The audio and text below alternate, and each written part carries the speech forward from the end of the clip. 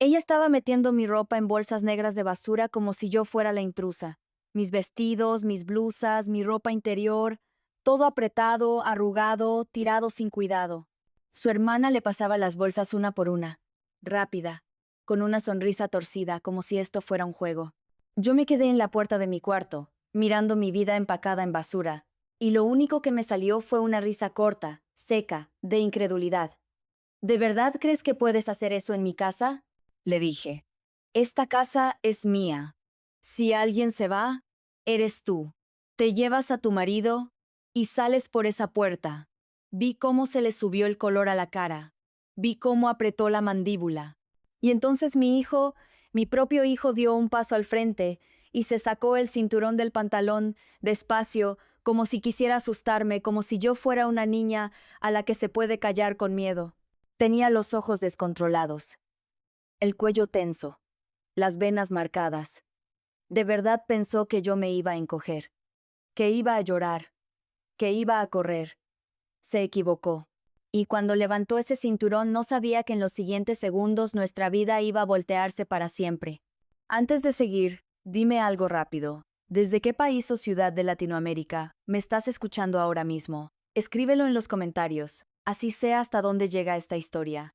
Y si conoces a alguien que está viviendo abuso en su propia casa, comparte este video. A veces, una historia le salva la mente a alguien. Para entender por qué mi hijo llegó a apuntarme con un cinturón dentro de mi propia casa, tengo que volver atrás, años atrás, porque esto no empezó en un día. Esto fue una gota tras otra, hasta que el vaso se rompió. Me llamo María Eugenia Salazar y tengo 68 años. Aprendí temprano que la vida no te regala tranquilidad. La construyes, la defiendes. A veces la pagas con el cuerpo. Yo tenía 28 cuando me quedé viuda. Mi hijo, Matías, apenas caminaba. Era de esos niños que se chocan con las sillas y se ríen como si nada. Vivíamos en un departamento chiquito, de paredes húmedas, donde el olor a ropa secándose adentro se mezclaba con comida recalentada. Mi esposo murió en un accidente de trabajo. Rápido, injusto. Un día tenía familia. Al siguiente tenía una cuenta del funeral. Un niño llorando y un silencio tan pesado que me apretaba el pecho. No hubo seguro que nos salvara. No hubo ahorro escondido. No hubo tíos ricos apareciendo con soluciones. Éramos Matías y yo contra el mundo. Y me acuerdo clarito de un pensamiento que me pegó como un martillo. Si me derrumbo, nos hundimos los dos. Así que no me derrumbé. Me endurecí. Me moví. Conseguí trabajo en un taller textil. Turnos largos, de los que te comen el día. 10 horas. A veces más cuando pedían que una se quedara. Las manos se me hinchaban, la espalda ardía, y el pago apenas alcanzaba para renta, comida y escuela. Pero yo tenía algo que mi mamá me enseñó cuando era niña. Sabía coser. Para ella, enhebrar una aguja era casi como rezar. Paciencia, firmeza, cuidado. Y esa habilidad se convirtió en mi salvavidas. De día trabajaba en el taller. De noche, cuando Matías se dormía, sacaba mi máquina vieja y hacía arreglos, dobladillos, cierres, parches, luego vestidos para fiestas, luego blusas bordadas para bautizos y celebraciones.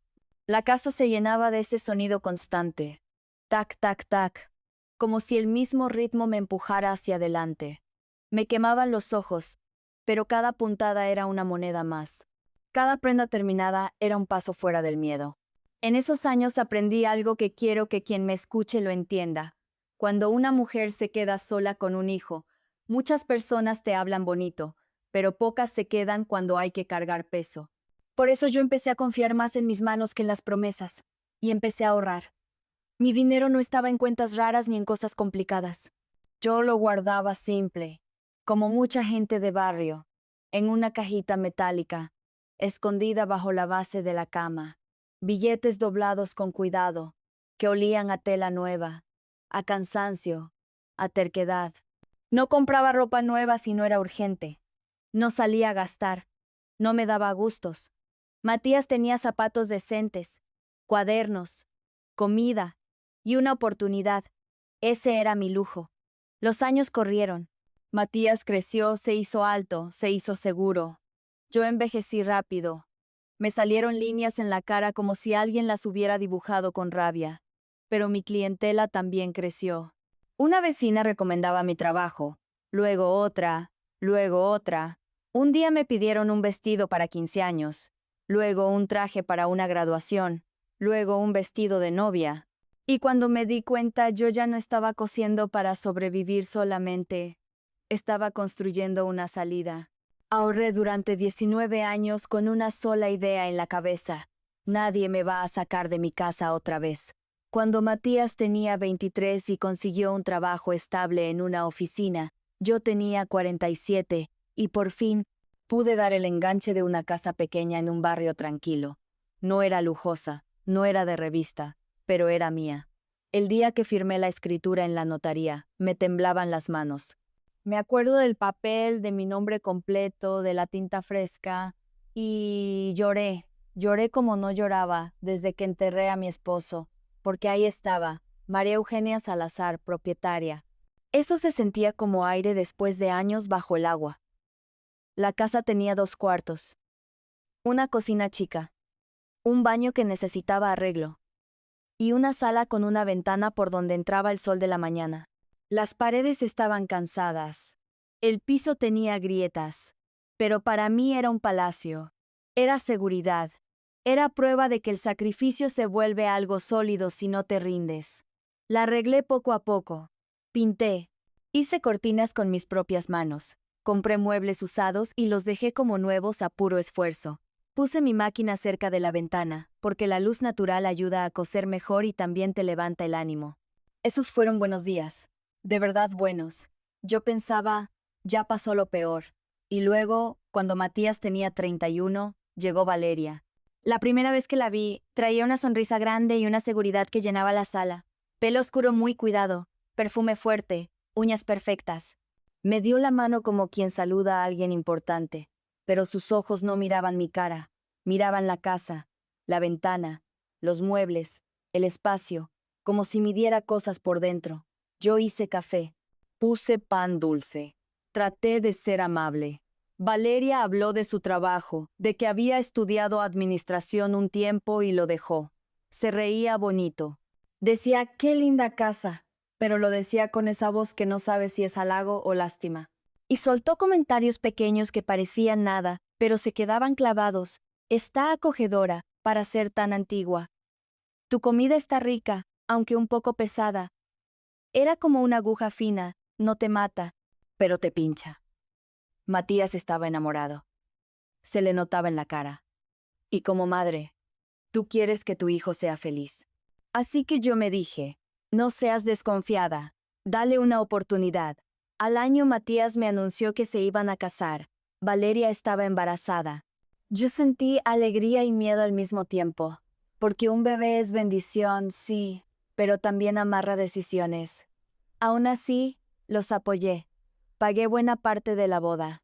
Y algo que hoy me duele recordar, yo misma le confeccioné el vestido, blanco marfil, sencillo pero elegante, ajustado a su cuerpo.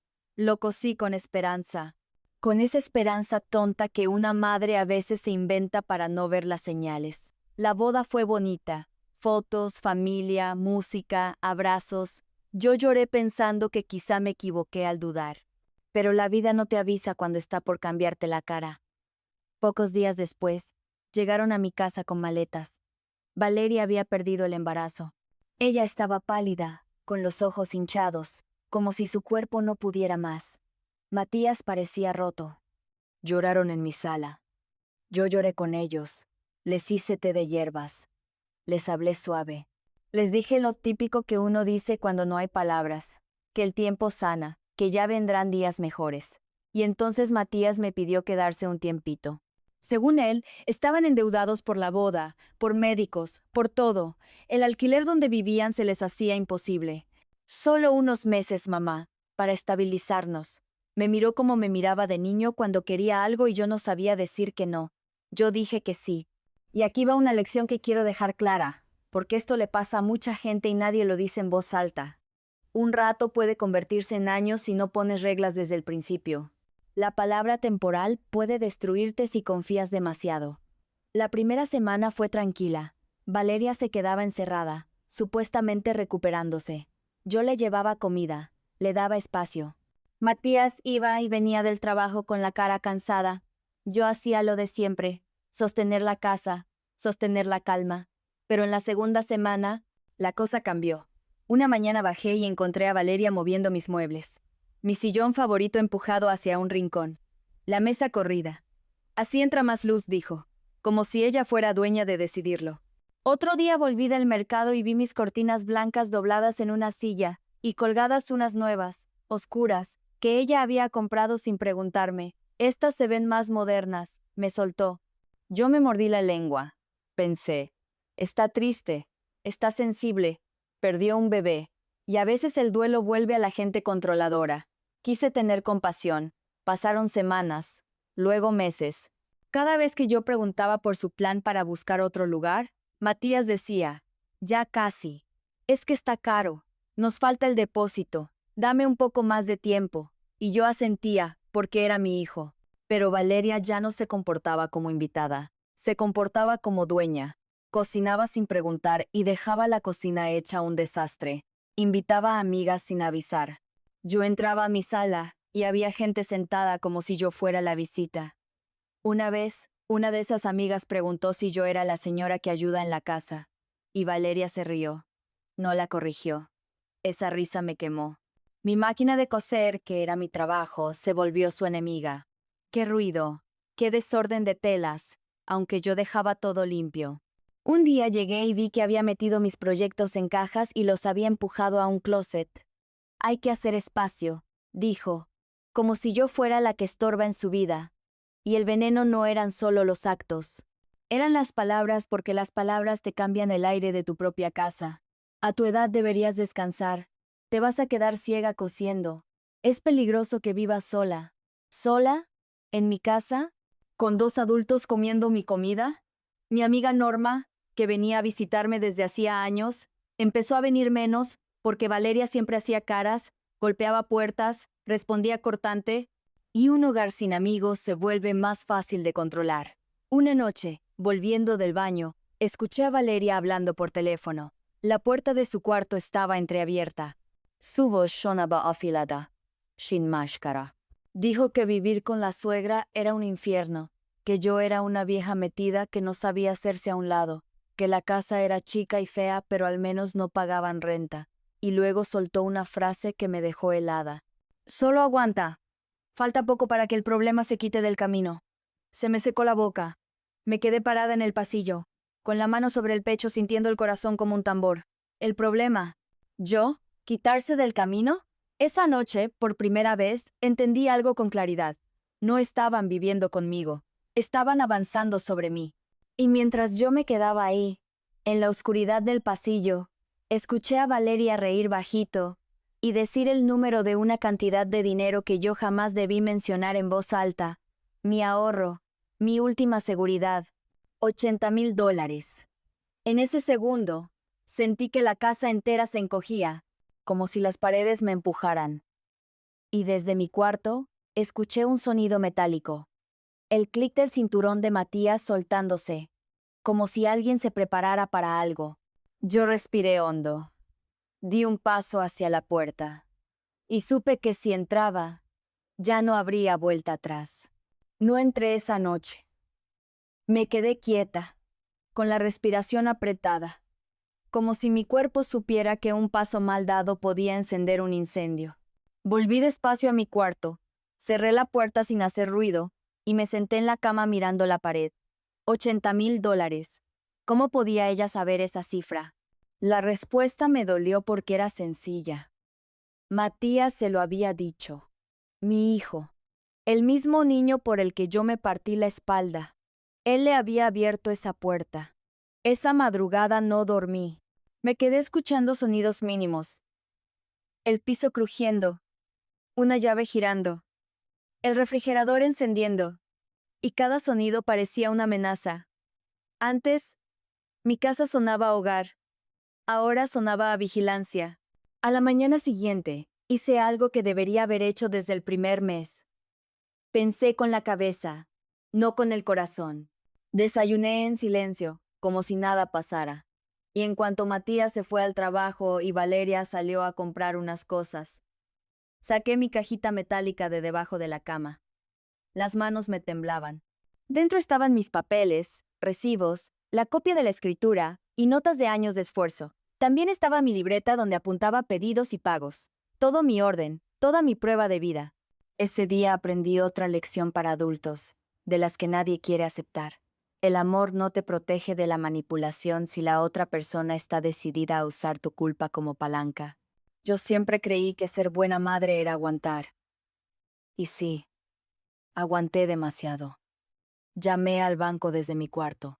Pedí reforzar la seguridad de mi cuenta, cambiar claves, activar alertas, poner preguntas de verificación que solo yo supiera. Me atendió una chica amable y me habló como si fuera rutina. Para mí no era rutina, para mí era supervivencia. Cuando colgué, respiré un poco mejor. Mi dinero estaba más seguro, yo todavía no.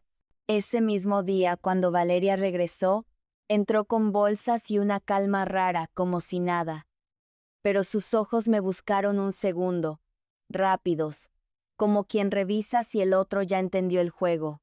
Yo le sonreí por educación, pero por dentro me sentía como una persona que acaba de descubrir que vive con alguien que la quiere fuera del camino. Esperé hablar con Matías a solas. Quise hacerlo bien, sin gritos, sin drama. Yo todavía quería salvar algo. Esa noche, mientras Valeria se bañaba, le pedí a Matías que se sentara conmigo en la cocina. Él se veía cansado, pero aceptó. Yo le hablé bajito, como madre, no como enemiga. Le dije que los amaba, que entendía el dolor que habían pasado, pero que vivir juntos ya estaba dañando la relación. Le dije que necesitaban buscar su propio espacio. Le pedí un plan, una fecha, algo concreto. Matías me miró como si yo fuera injusta, como si yo no tuviera derecho a sentirme mal en mi propia casa. Me soltó una frase que todavía me arde. Mamá, no exageres. Valeria solo quiere que esto funcione. ¿Funcione para quién? Pensé, pero no lo dije. Le pregunté por el dinero. Le pregunté si él le había hablado de mis ahorros. Sus ojos hicieron ese movimiento que hacen las personas cuando se delatan sin querer. Un parpadeo rápido, una mirada hacia abajo. Me dijo, se lo mencioné hace tiempo, pero no es para que te preocupes. Es mi esposa. Ahí vi la grieta, porque antes yo era su casa, su confianza, su base. Ahora, la base era ella, y yo era un obstáculo.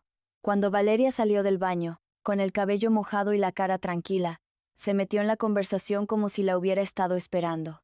Se sentó sin pedir permiso y dijo, ¿otra vez con el tema de irnos? ¡Qué obsesión! Luego me sonrió como quien habla con una niña. Señora, debería cuidarse. A su edad el estrés afecta el corazón. No era preocupación, era aviso. Pasaron días pesados. El ambiente se volvió helado. Valeria dejó de saludarme. Si yo prendía la televisión, ella cambiaba el canal sin mirarme.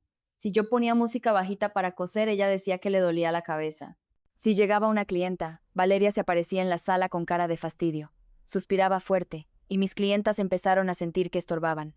Mis pedidos bajaron, mi ingreso bajó, y ellas seguían comiendo en mi mesa, como si fuera su derecho natural. Una tarde, fui al mercado y al volver, encontré un espejo enorme apoyado en mi pared, como si el lugar ya tuviera otro dueño. Lo pedí por internet, dijo Valeria. Esta casa necesita verse más presentable. Enfatizó la palabra presentable como si mi vida entera fuera vergüenza. Yo le dije que no comprara nada más sin consultarme. Se rió. Si voy a vivir aquí, tiene que gustarme. Ahí me cayó el peso de una palabra. Vivir. No dijo mientras. No dijo por unos meses. Dijo vivir. Como si ya hubiera decidido. Esa noche, saqué la escritura otra vez. Leí mi nombre. Me repetí lo que yo misma había olvidado. Esta casa no es un regalo. Es mi cuerpo convertido en ladrillos. Y nadie tiene derecho a empujarme fuera solo porque se casó con mi hijo. Decidí buscar ayuda legal pero sin alarmar. En muchos países de Latinoamérica, La gente cree que si alguien vive contigo mucho tiempo, ya tiene derecho a todo. Y sí, existen protecciones para quienes viven en una casa, pero eso no significa que puedan robarte la propiedad. Yo necesitaba saber exactamente qué podía hacer, sin inventos, sin miedo. Al día siguiente, llamé a una abogada recomendada por una vecina. Me citó en su oficina al mediodía. Fui sola, con una carpeta donde metí copia de la escritura, recibos de servicios a mi nombre y todo lo que demostraba que la casa era mía. La abogada me escuchó con calma. Me dijo, Doña María Eugenia, la propiedad es suya. Ellos no pueden obligarla a firmar nada, y si se niegan a salir, se puede iniciar un proceso para que se vayan. No es rápido, pero se puede. Salí de ahí con alivio y tristeza. Alivio porque la ley todavía veía la verdad. Tristeza porque yo estaba pagando abogados para protegerme de mi propio hijo. Llegué a la casa con la decisión tomada. Iba a poner un límite final, y esa noche lo hice. Esperé a que Valeria estuviera en su cuarto y llamé a Matías a la sala. Le dije claro, sin insultos. Los quiero, pero esto se acabó. Necesito mi casa. Les doy un plazo para que busquen dónde vivir. No voy a discutir, Matías. Es mi decisión. Matías se levantó de golpe. Me dijo que yo era egoísta. Me dijo la frase favorita de los manipuladores. La familia se apoya. Yo le respondí, sí, se apoya. No se invade. No se amenaza. No se roba. Él abrió la boca para contestar, pero en ese momento Valeria salió como si hubiera estado pegada a la puerta. Se cruzó de brazos y dijo, ah, ya empezó el drama. Luego miró a Matías y le dijo, ¿ves? Te dije que tu mamá iba a sacarnos. Me miró a mí con esos ojos fríos y soltó. Si insiste, usted se va a arrepentir. Yo sentí la sangre subir, pero mantuve la voz firme. Tienen 18 días. Dije ese número porque era lo que la abogada me recomendó como plazo razonable antes de meter una notificación formal. 18 días si se van. Si no, lo haré por la vía legal. Valeria se rió, pero no era risa de chiste. Era risa de desafío. Usted no va a hacer nada, dijo. Usted no se atreve. Y ahí Matías hizo lo que me rompió por dentro. Se puso del lado de ella. Dijo, mamá, no nos puedes echar así. También es mi casa, de alguna forma. De alguna forma. Repetí. ¿Con cuál dinero, Matías? ¿Con cuáles noches sin dormir? ¿Con cuáles manos sangrando? Él apretó los dientes. Luego dijo algo que me dejó sin aire. Legalmente será tuya, pero moralmente deberías compartir. ¿Cuándo te volviste tan dura? Esa pregunta fue una trampa, porque ser dura fue la única forma de que él llegara vivo y con estudios. Yo lo miré y solo pensé, ¿en qué momento mi hijo aprendió a usar mi historia como arma contra mí? Esa noche me encerré en mi cuarto. Me senté en la cama con la carpeta de papeles en las piernas. Y por primera vez en años, lloré sin hacérmela fuerte. Lloré por el niño que yo recordaba. Lloré por la mujer que yo fui. Lloré por la casa que ya no se sentía casa. Al día siguiente, hice algo que me daba miedo. Le conté todo a Norma. Le dije que Valeria me estaba amenazando, que hablaba de accidentes, que quería mi dinero, que mi hijo se estaba volviendo contra mí. Norma se asustó. Me dijo que me fuera con ella aunque fuera unos días. Yo le dije que no podía, porque si me iba, Valeria iba a tomar la casa como si ya fuera suya.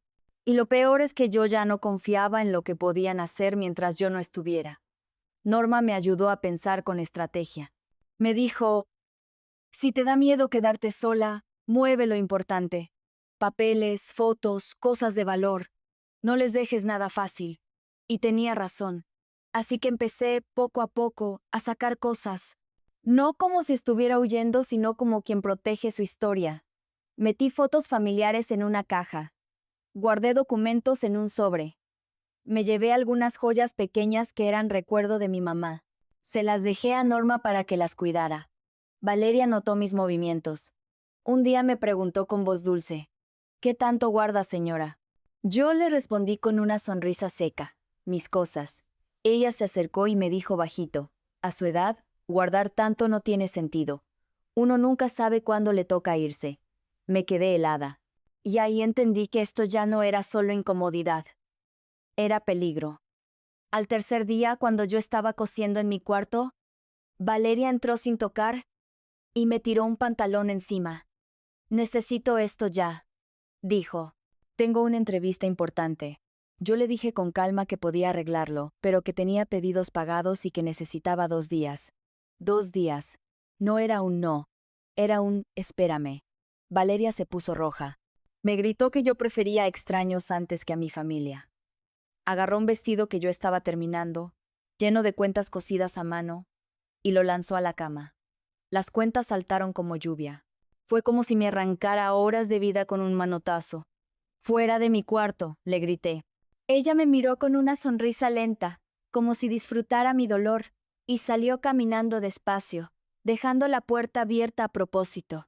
Esa noche trabajé hasta tarde para reparar el vestido, porque era un encargo importante. Me dieron la 1:15 de la madrugada con la espalda partida.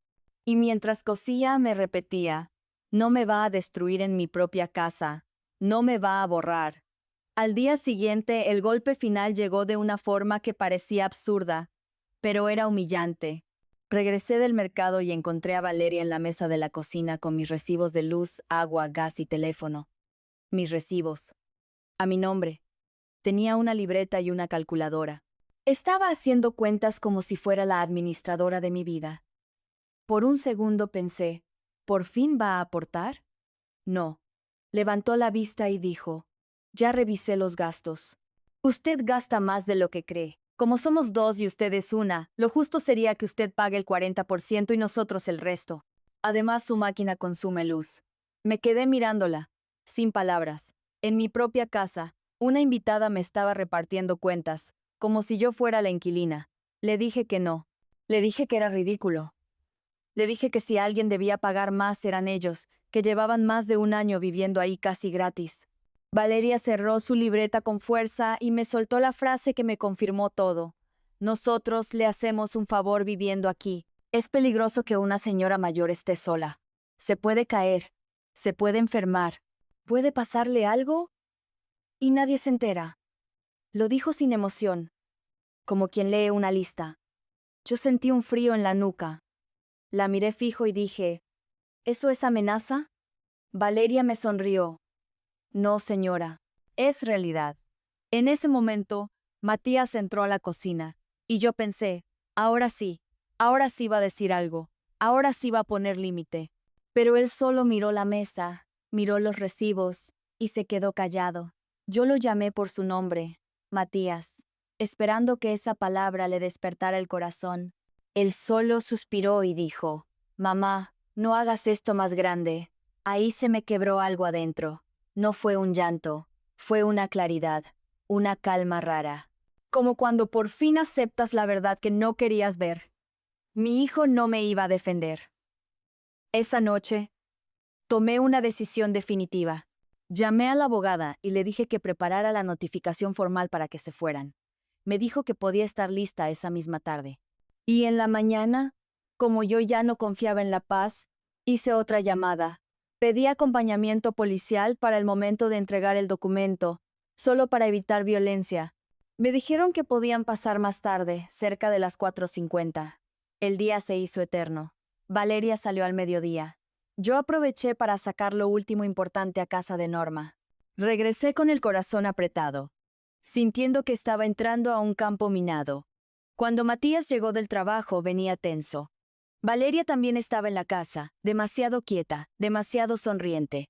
Y entonces escuché pasos en el corredor, un golpe en la puerta, y mi estómago se hundió, porque supe que no era cualquier visita. Era el inicio de la guerra legal. Era el inicio del final. Abrí la puerta y vi a 2 agentes uniformados parados allí. Y justo detrás de mí, sentí que Matías se acercaba. Sentí su sombra. Sentí su respiración. Y Valeria desde la sala dijo en voz alta, como si ya supiera el guión, perfecto, que se enteren todos de lo que esa señora nos está haciendo. Yo apreté los papeles en mi mano, y mientras el agente me pedía que explicara la situación, Matías dio un paso más cerca y escuché el sonido de un cinturón deslizándose fuera de una presilla lento, amenazante, como un aviso, y supe que, antes de que terminara ese día, alguien iba a intentar callarme por la fuerza. El agente me habló con voz tranquila, como si hubiera visto 1000 historias iguales. Me preguntó si yo era la dueña y qué estaba pasando. Yo asentí, saqué la carpeta con manos firmes y expliqué despacio, sin insultos, que esa era mi casa, que mi hijo y su esposa entraron por un tiempo, que ese tiempo se volvió abuso, amenazas y control, y que yo estaba entregando una notificación formal para que se fueran. Mientras yo hablaba, sentía a Matías detrás de mí, demasiado cerca, y escuché otra vez el roce del cinturón saliendo, ese sonido que no debería existir dentro de una familia. El segundo agente giró la cabeza, lo vio, y su voz cambió. No gritó, no humilló a nadie. Solo dijo claro y fuerte: Señor, baje el brazo. Nadie va a agredir a nadie aquí.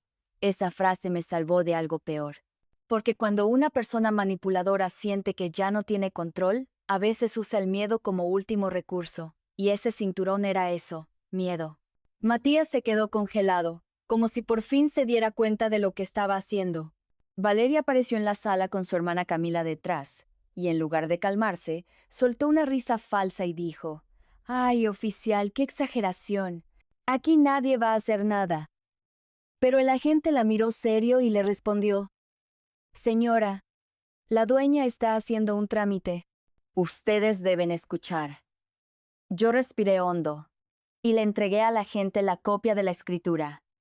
Él la revisó, vio mi nombre, revisó mi identificación y asintió. Luego me pidió el documento de notificación. Se lo di. En ese momento sentí una tristeza rara. Yo no estaba celebrando. Yo estaba defendiendo mi vida.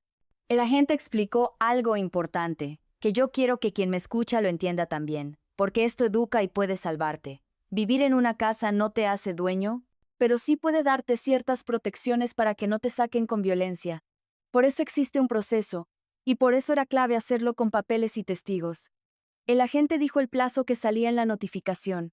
No fueron 18 días como yo quería. Al final, por la forma en que estaba el trámite, eran 20 días. 20 días que se sintieron como 20 años, pero al menos era una fecha real, escrita, con consecuencias si no cumplían.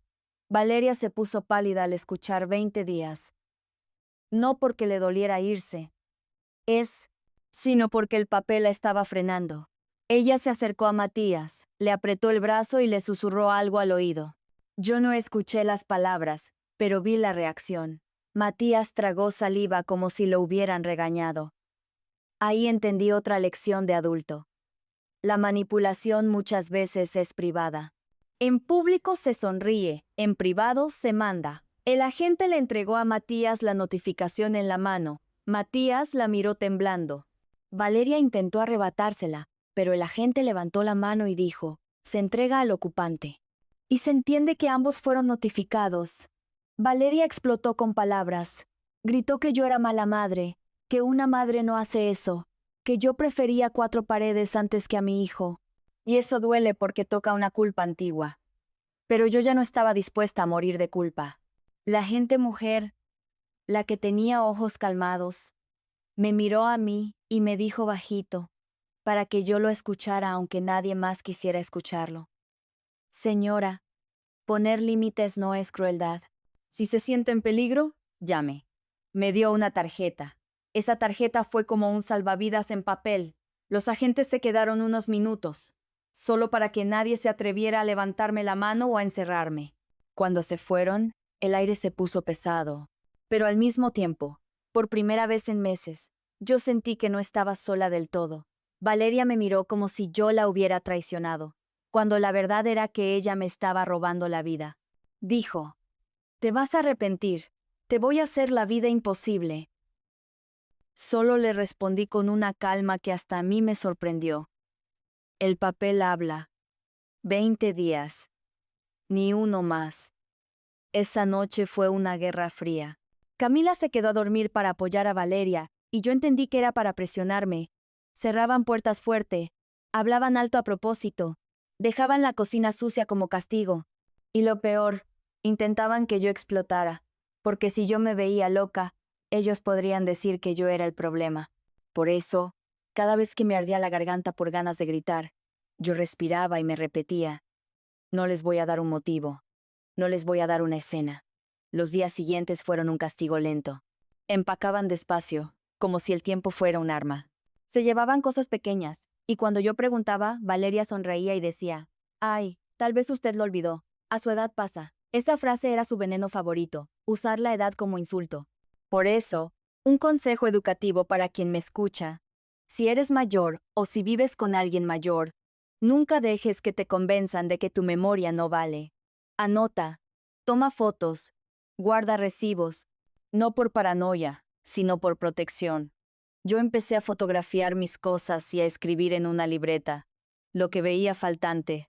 No podía recuperar todo, pero podía demostrar un patrón si llegaba el momento.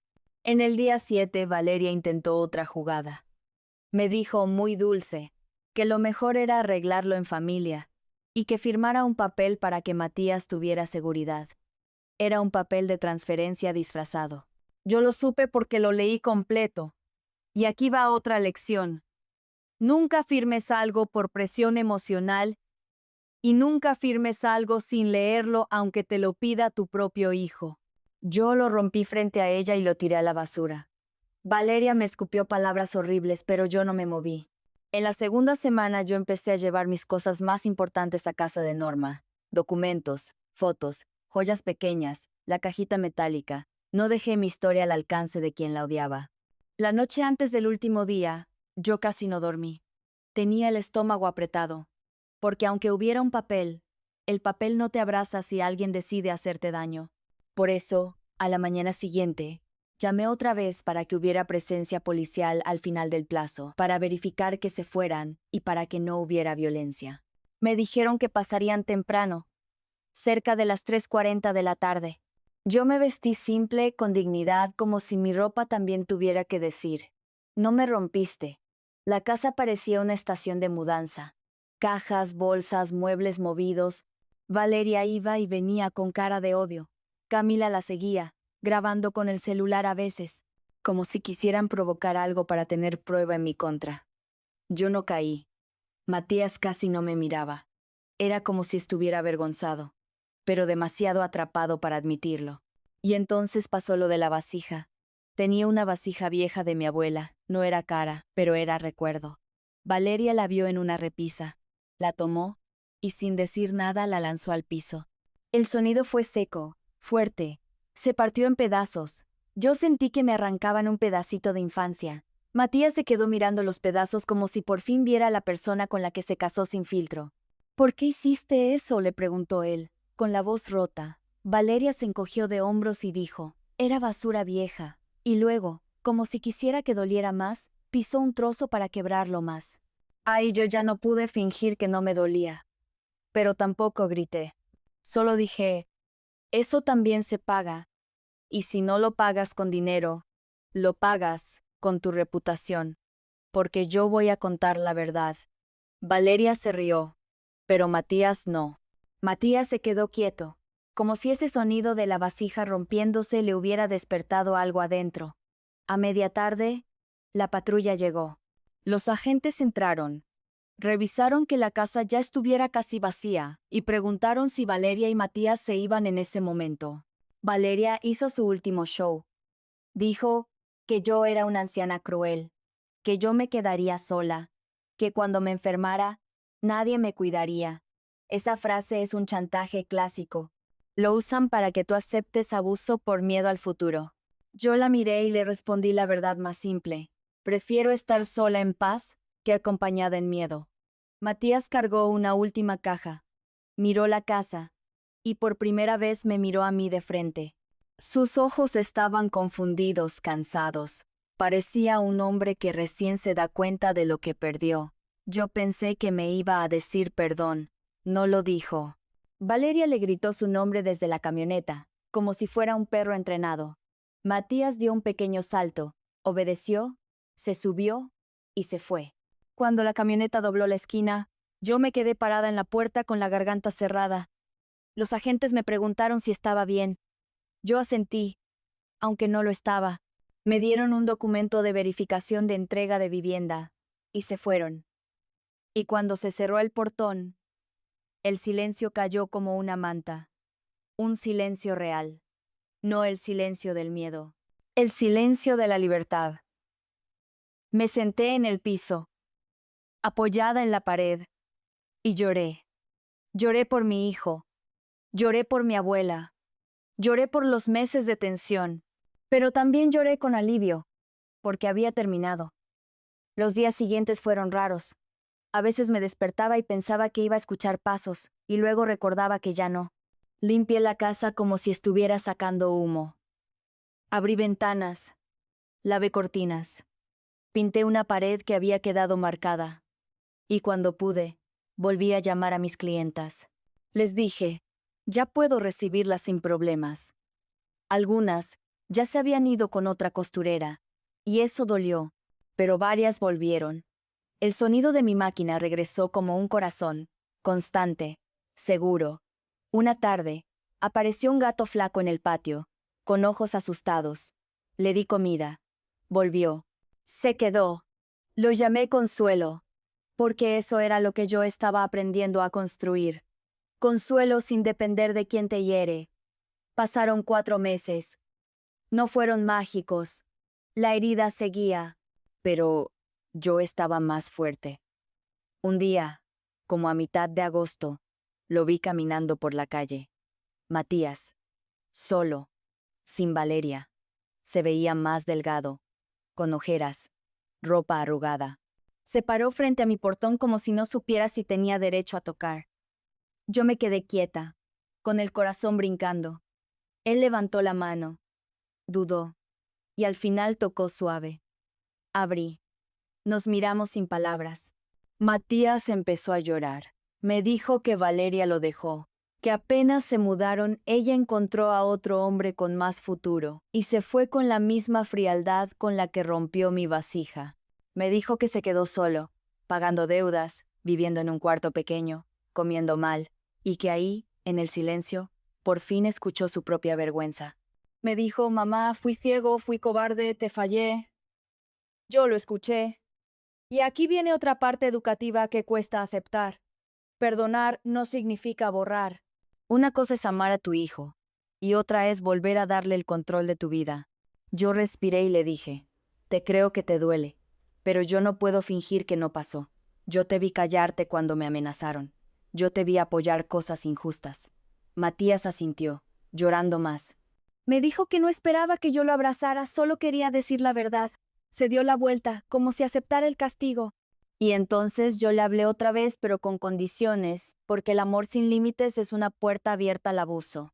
Le dije, si de verdad quieres arreglarlo, empezamos pequeño, un café una vez al mes. Conversaciones honestas. Nada de culpas. Nada de chantajes. No vuelves a vivir aquí. No tocas mis papeles. No hablas de mi dinero. Si te enojo, te vas. Si me gritas, se termina. ¿Entiendes?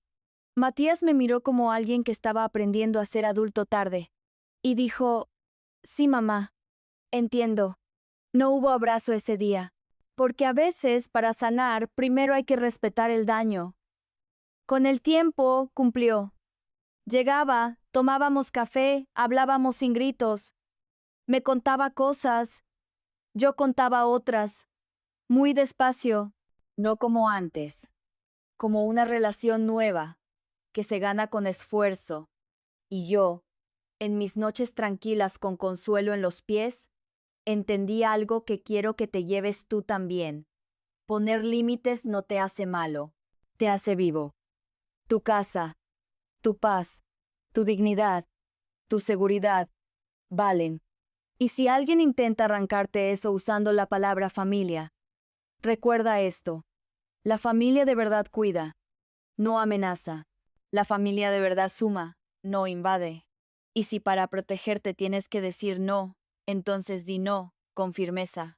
Porque a veces el acto más amoroso contigo mismo es dejar de ser el lugar donde otros descargan su oscuridad. Y desde ese día, mi casa volvió a ser casa.